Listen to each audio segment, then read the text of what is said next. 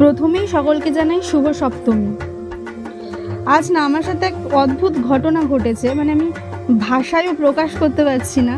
মানে আমি না ভগবানের সেরকম একটা বিশ্বাসী নয়, বাট হ্যাঁ মানি, মন থেকে মানি যে কেউ একজন আছে, যে মানুষের যখন মানুষ একাকিত্ব হয় না তখন উপলব্ধি করে যে কেউ আছে পাশে।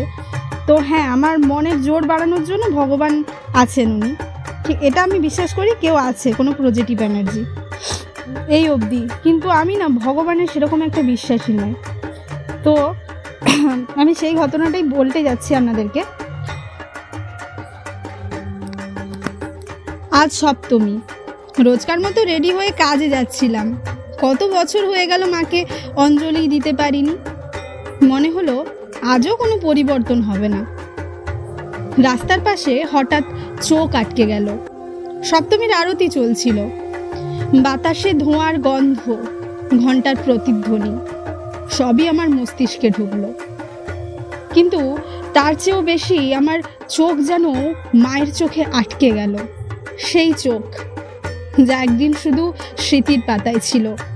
না চাইতেও বুকটা ধড়াস করতে লাগলো, শরীর জুড়ে বিদ্যুতের মতো তরঙ্গ ছড়িয়ে গেল, গায়ের লোম খাড়া হয়ে উঠল। কাঁপতে কাঁপতে দাঁড়িয়ে রইলাম। ভগবানের ওপর বিশ্বাস নেই আমার, কিন্তু আজ কি হলো? চোখ বন্ধ করলেই সেই দুটো চোখ খালি, কিন্তু এত জীবন্ত আমার চোখের সামনে ভেসে ওঠে। অন্য কিছু মনেই আসে না, শুধু মায়ের চোখ। হঠাৎ মনে হলো সব সময় ভুলেছি, সব সময় দূরে ছিলাম, কিন্তু মা কখনো দূরে যায়নি। সে এখনো আমার সঙ্গে আছে, আমাকে সে রেখেছে যত্নে। ভালোবাসায় ভরা চোখে সে আমাকে ডাকছে।